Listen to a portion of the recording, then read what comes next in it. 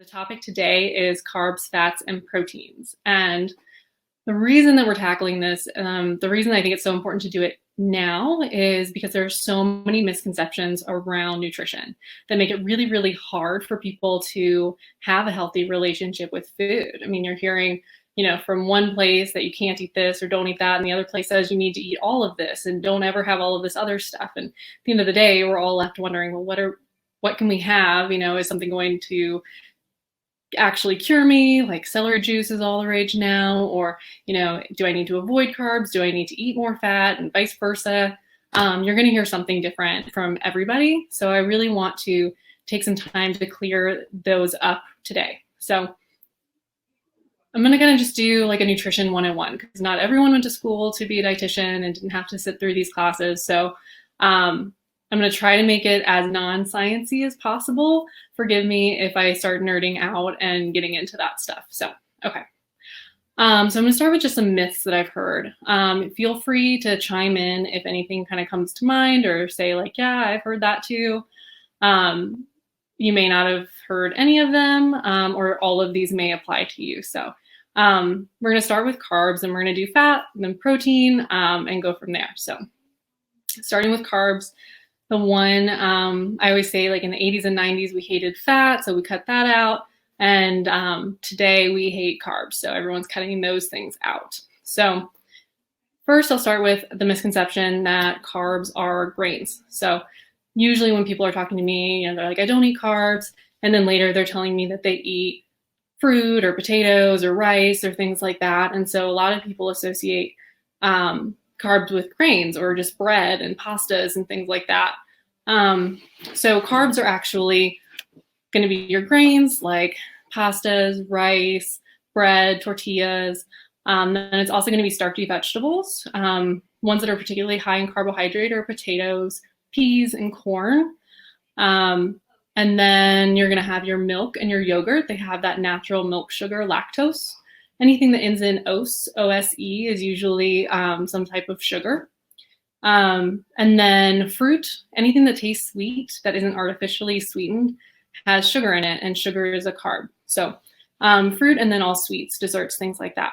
So when people are talking about carbs, what they really should be including is all of those foods. Those are all good sources of carbohydrate. Another myth is carbs will make me fat. So this is going to kind of come up when we talk about fats as well. That's also a misconception with fats. And with that, there's no one nutrient that's going to cause weight gain. So every nutrient, carb, fat, protein, those are the ones that are what we call macronutrients. They provide energy to the body.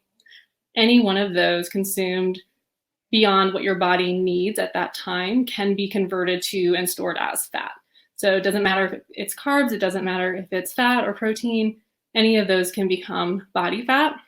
The other idea is that, if you are not burning off the carbohydrate, then it's going to be stored as fat. And so, like I said, anything consumed in excess can be stored as fat. But your body's burning energy all the time. So you use energy to blink, to breathe, to sit up. For me to sit here and talk right now, literally everything, heart beating, your lungs working, requires energy. So you're burning energy all day long. So the idea that you've got to actively burn the number of calories or energy that you consume is a misconception. You're using it all day long. Another myth, low carb diets help people lose weight.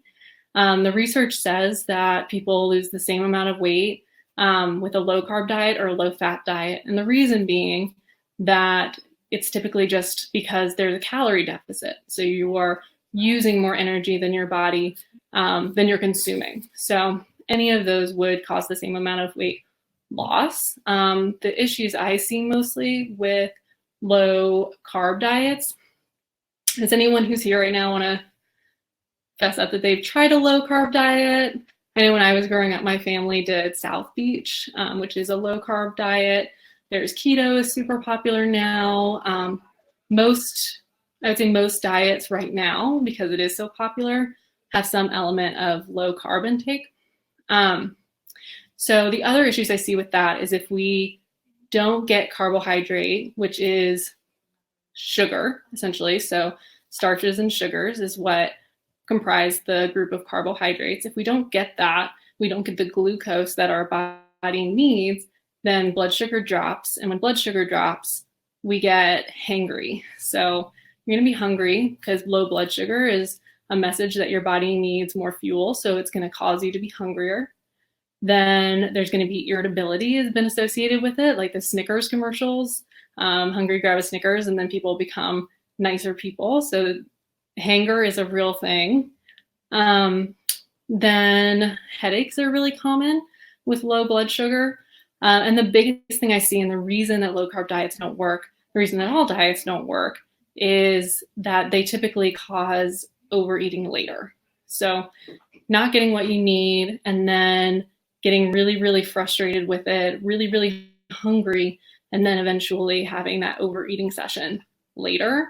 And then sometimes, especially if it's been going on for a long time, if you're not getting what your body needs, ultimately your metabolism is going to slow down so that you can be more efficient with that energy use. Because like we talked about last week, your body's a really, really smart and efficient machine, and it's going to do what it needs to do to keep you going. So if it senses starvation, it's going to slow your metabolism down, and that could ultimately cause weight gain. Another myth, I don't need carbs, and the keto has made us all think that we don't need carbohydrates anymore. And like I was saying, and I didn't explain this well, so I apologize. The foods that carbohydrates are basically broken up into, we've heard complex carbs and we've heard simple carbohydrate. And we tend to think that complex carbs are the good carbs and simple carbs are the bad carbs. The only difference is how much sugar is in them. So let me explain that a little bit better. Glucose, sugar, simple sugar, tastes sweet, and on its own, it tastes sweet.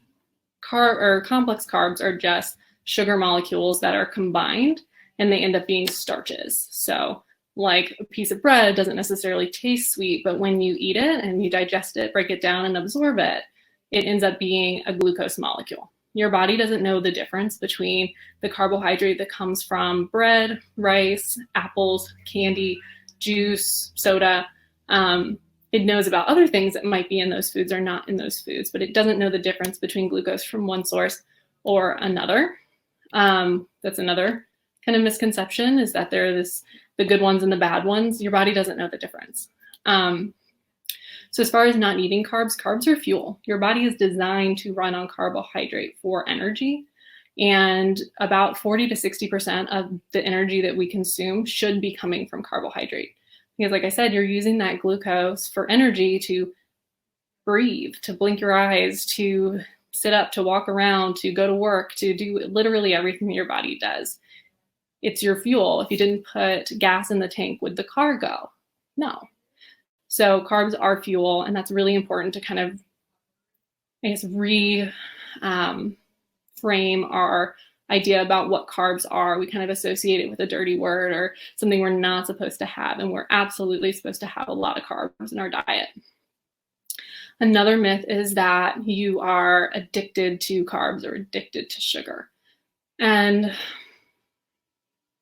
I would say that typically people who feel this compulsion to eat or overeat foods that are high carb or high sugar is rooted in feeling that you're not supposed to. And anytime you're restricting something or you've put caution tape on it, all we want as human beings is to kind of break through that tape to then eat those foods when we finally give in. And that can feel like sort of addictive. Like, I really, really want it. Okay, I'm finally having it. I want more of it. So I think that's typically where that comes from. And okay, any other questions about carbs or myths or things that you've heard about carbs? Anybody? Okay. So I'm gonna move on to fat. Myths around fat. Eating fat will make me gain weight is one major one. I'm gonna go through them first and then I'll talk about them. Fat is unhealthy is another myth. I should eat as little fat as possible.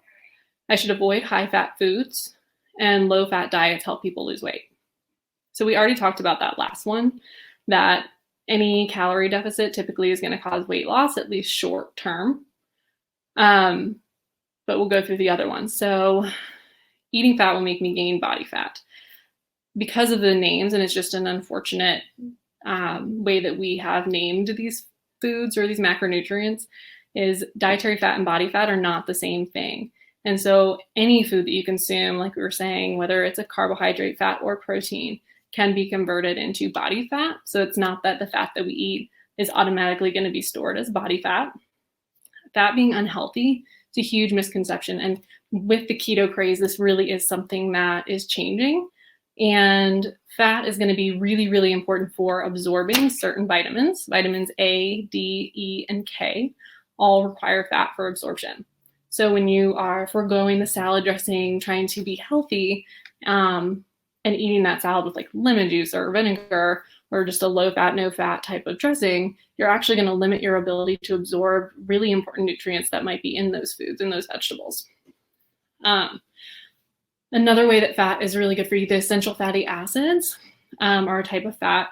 You're going to find those in, and these are your omega-3s especially, and those are going to be in like plant sources like flaxseed and walnuts, also going to be in like fatty fish, because a lot of it is made by like microalgae. So fatty fish, sardines, salmon, things like that are going to be good sources of omega-3s as well. And these are really essential for your body cannot make them. You have to get them from the food that you eat. So those are, and those are really good for like anti-inflammatory purposes.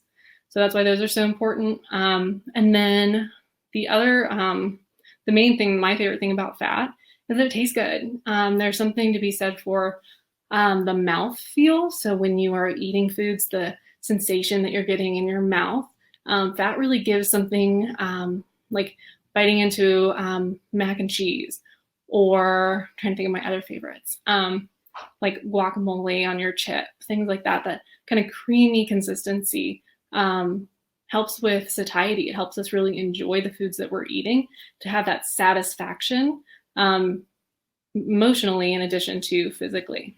And then fat is also really important for brain health. It basically wraps around all of the neurons that are in your brain so that they can transmit messaging better. And then also, or make up all of your cell membranes in your entire body. For anyone who's like a biology nerd, the cell membrane, that phospholipid bilayer, I don't know if there's any science nerds out there, but that is made up of fat. And so you need that for like all of the cells in your body. So as far as fats being unhealthy, definitely not true. There's the idea of like good fats and bad fats. So trans fats are not great for us. They happen or occur naturally in some animal products, and then unnaturally or synthetically through like processing of foods, and frying foods. But we've pretty much taken out a lot of those from the US, and I'm pretty sure the UK already did that a long time ago. So we're not getting as much of those in our diets anymore. The two types of fats that we're typically seeing are saturated fat and unsaturated fat. So saturated fat is typically solid at room temperature. It's going to be like butter, or if you put bacon in a pan, you can see the white strips there until it heats up. Coconut oil in Arizona, it can be liquid year round, but other places, when it gets cooler, it's solid at like a normal room temperature. And those are typically associated with negative health outcomes. Now the research is all over the place. It reminds me of eggs, like eggs are good for you, eggs are bad for you. That's kind of where we are with saturated fat right now. At the end of the day, 20 to 35% of your calories or your energy should come from dietary fat, and up to like 10% can be saturated fat. So it's not something you have to completely eliminate from the diet, regardless of kind of what the research is all over the place right now. Another myth, I should avoid high fat foods. And I actually heard this one and was inspired by a podcast I listened to this morning. And it was a journalist talking about how she read an article, someone who didn't have a lot of nutrition background, who was critiquing a restaurant that had Brussels sprouts. And he was saying, they are so high in fat. People need to know this. And the problem with that, if you're looking on a nutrition label at the percent fat, is that for something like salad or Brussels sprouts, there are virtually no calories in there. So the percent of fat, if you add like the tiniest bit of salad dressing or oil, is going to make it predominantly fat. And that's not necessarily a bad thing. So being mindful that it's going to be relative to what that food is. You know, if you were to pick up, I'm trying to think, a piece of bread and it was 50% fat, it would really make me wonder what was in the bread. If you picked up peanut butter or olive oil or some sort of vegetable that was cooked in oil and it's high fat, that's an expectation I would have. So it's not something that you have to avoid. Okay, I think that's all of my fat myths. Any other things coming to mind? Anything else anyone needs to know? Okay, all right. So I'm gonna move on to protein, and protein is our favorite thing right now. Everybody loves protein, can't get enough of it. And that's what happens when you say we hate fat, now we hate carbs. The only thing that's left is for people to eat is protein. That's the only thing that people are feeling safe eating right now, protein and vegetables. So myths about protein would be that the more protein you eat, the better, and that most of your calories should be coming from protein. And so like we were saying that 40 to 60% of energy should be coming from carbohydrate, 20 to 35% from fat. And so that leaves a lot less than you would think for protein. We don't need nearly as much as people think that we do. It is super important. You need protein. It pretty much makes up everything in your body that fat doesn't, all of your muscle tissues and things like that. So it is super important, but our bodies are not designed to run on protein for energy. We're supposed to use carbohydrate first, then fat as a backup, and protein is really never supposed to be used for energy. It's supposed to be used for all the structural stuff in your body. So if you are, and the thing is, like we said, that your body can convert anything into body fat, it can also convert anything into glucose. So if you are getting a very low carb, high protein diet and your body needs more glucose, it's going to just turn that protein into glucose. And that's not ideal. It's not an efficient process. It's not how the body is intended to work. It's a starvation mechanism. It's a survival mode. So it's not the way it's supposed to work. And also you can only absorb 20 to 30 grams of protein at a time. So if you're consuming, a smoothie that's got 50 grams of protein in it, or eating a large piece of steak or chicken or whatever you like, and then vegetables and no carbs on that plate, you're not going to get the energy you need. And then you're also going to be making really expensive urine. So your body's just going to pee out everything that it doesn't need as far as protein goes. So you're just wasting all of those amino acids. You can't use them all at one time. Your body can't absorb it all. And then the other thing, especially if there's any sort of like risk of kidney damage, some medications can cause that. Having high protein intake, like excessively high protein intake over a long period of time, can really make the kidneys work a lot harder than they are supposed to, because your body has to find a way to get rid of all of that stuff that you're getting that you don't need. And it can be hard on the kidneys. Usually it requires some sort of pre-existing issue, but just something to be mindful of, that it's really not helpful to get more protein, especially if it's at the expense of the carbs and the fat that your body really does need. So those are all my myths. I'm sure there's a million more. I'm hoping that this kind of general nutrition education can be helpful.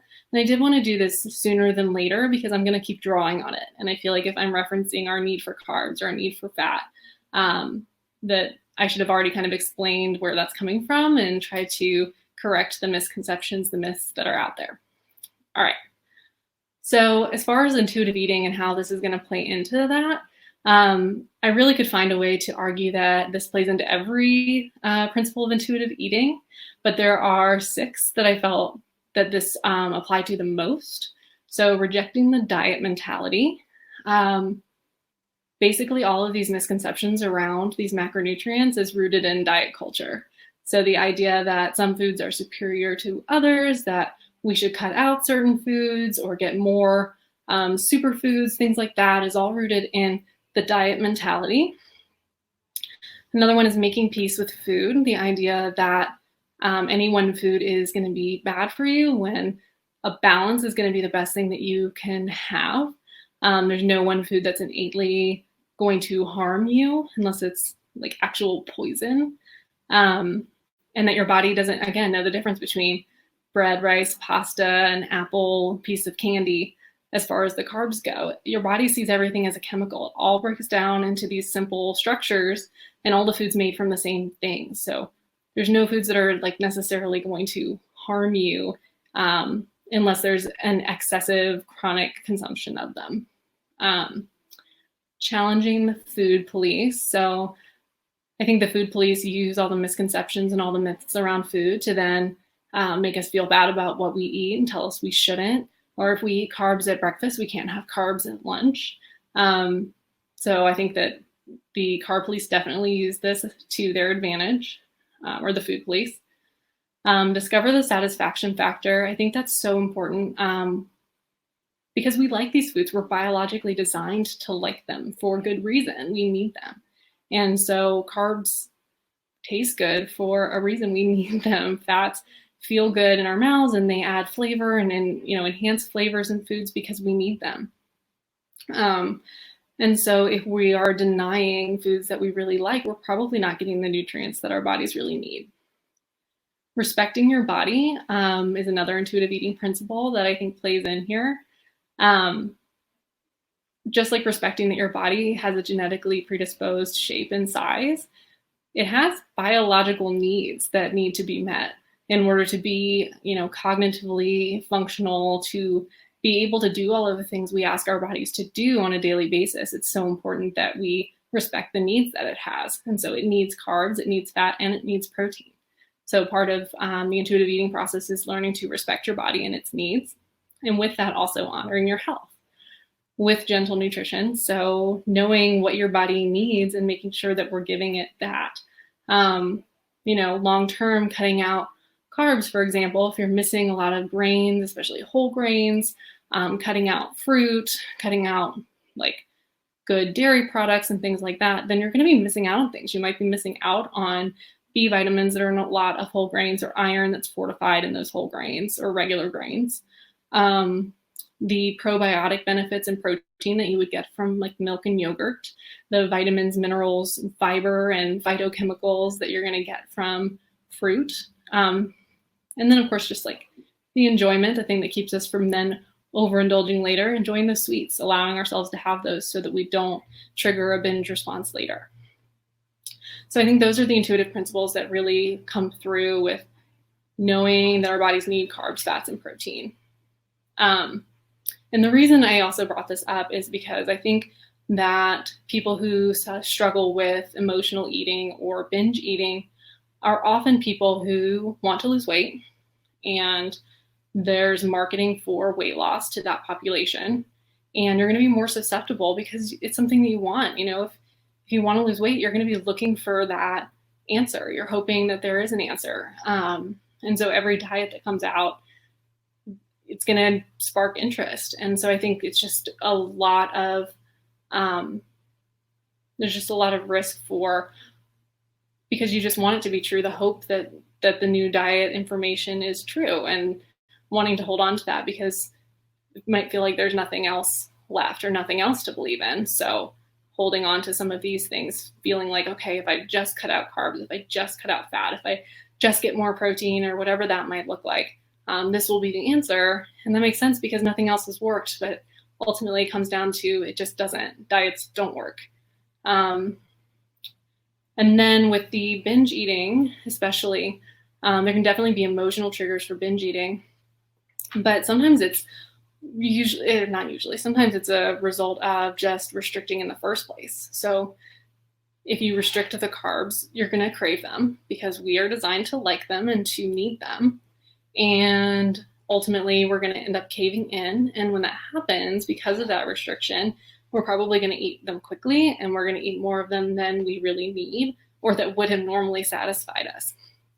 And so a lot of that restrict binge cycle, I think, is caused by a lot of these misconceptions and feeling like certain foods are bad foods and other foods are good foods. And if we eat good foods, we're good people. And if we eat bad foods, we're bad people. And that ultimately, for a lot of people who have binge eating disorder or who just are prone to overeating even, or emotional eating, restricting those foods ends up causing overeating later. As far as where we go from here, so I would say number one would be to challenge the rules or the opinions that you have about food that you've been receiving over time or you've made up on your own. Thinking about maybe even writing out what those are and then challenging them. Where did you hear that? Was it a reliable source? Does it make sense? A lot of people will say, well, I'm eating low carb, I don't eat fruit. And then they're like, but fruit's good for me. Why am I doing that? And so thinking some of those things through a little more critically, and then having that filter when you do hear stuff in the media, when you hear stuff from friends or family, challenging those, challenging the food police, challenging diet culture, and thinking about, is this information that is true and is this information helpful? And then just seeking balance. And so what might be individually good for you or helpful for any sort of health issues or goals as far as weight goes, that's probably better dealt with on a one-on-one basis with a dietitian. But as far as what to do with that right now, is I would say seek out balance. So when you get meals or foods or snacks that have a combination of carbohydrate, fat, and protein, it's going to increase the risk that you will be satiated for longer. So you'll feel fuller for longer, less likely to have cravings, energy levels, blood sugar levels are going to be more stable. And so that would be kind of my blanket advice here, is to eat meals that have carbs, fats, and proteins, and eat foods that you like. So let's see, we got a comment here. I've learned that if I starve myself, then I do binge eat and then purge. So I now challenge myself to try new things so I won't crave it. That's awesome. So, and that's exactly, what we're saying here. There's a restrict binge and there's also restrict binge purge as a cycle. And it just perpetuates itself over and over again. Because if you restrict, then you binge, and then you either purge or you don't. And that, like, having binge makes you want to restrict the next day. And so we say, oh, like, I just don't have the willpower. I just wasn't able to do it. Maybe this next diet will work. And the problem is that dieting just in and of itself is restriction, which is going to cause the binge eating. And that's just going to make the cycle go on and on and on. So it's going to be important to finally break that cycle.